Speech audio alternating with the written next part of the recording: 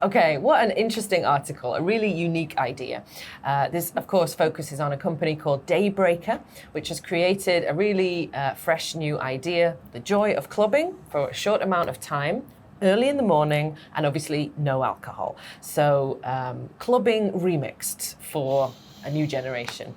Obviously, during the COVID period, it wasn't possible to do these events offline, but they even created an online version, so you could still enjoy your alcohol-free morning clubbing online, but now restrictions are being rolled back, and Daybreaker parties are in person once more.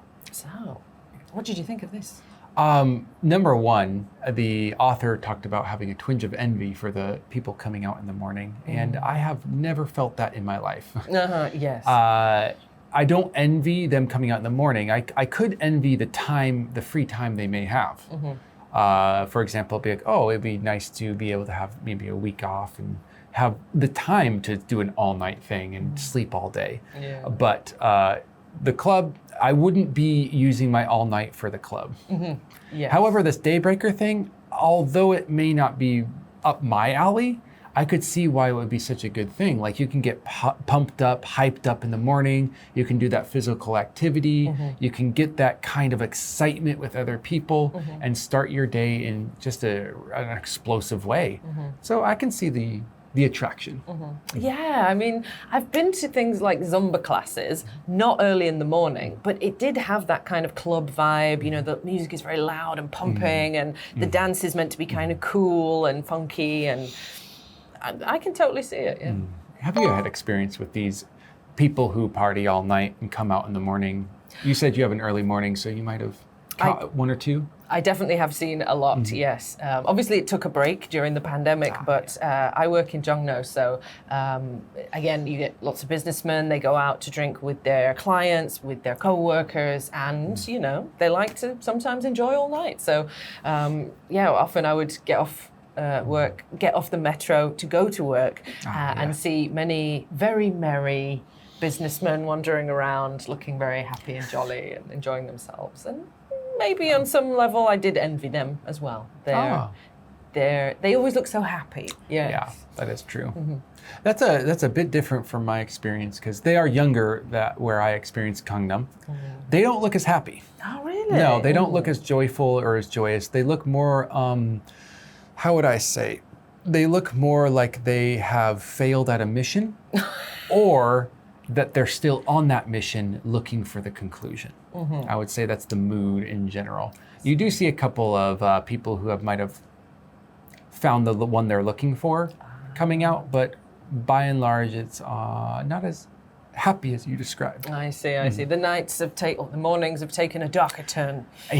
In your area. A little bit, yeah. Maybe too much booze, I'm not sure, maybe, but in any case, yeah. How do you feel when you see people like this in the morning? Have you ever felt a twinge of envy? Kind of like what I said before, never felt a real twinge of envy for the partying part of this. I've already gotten my fix of the party life. So not of that, but how do I feel? I would say sometimes annoyed because they get in my way. It's a little bit, complex situation. A lot of people, walking around kind of busy in that area. But overall, actually these days, again, I've been mellowing out. These days, it's just kind of a fun part of culture to see. Yeah. And I also like trying to catch a little bit of the conversation. What are they talking about? What are they saying? So how do I feel about this now? Completely fine. Do I have envy? No.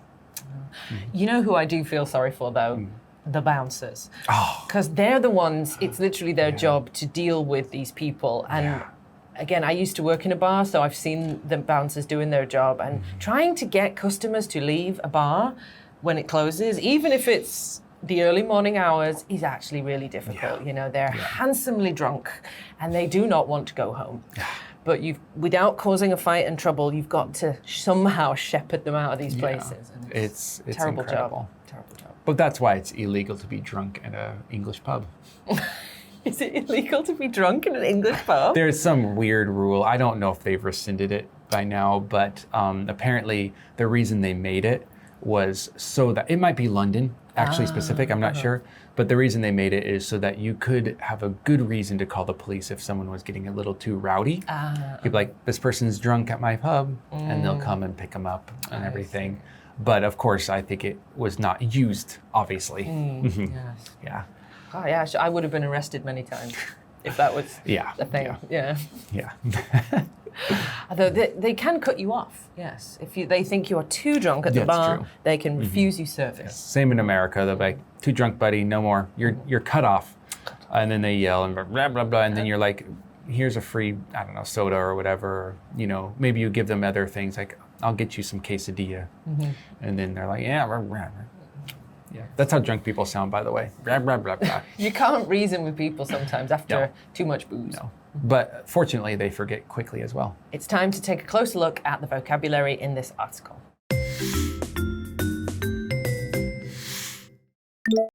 Call it a night. Call it a night. Twinge. Twinge. Booze. Booze. Bouncer. Bouncer. Get one's fix. Get one's fix.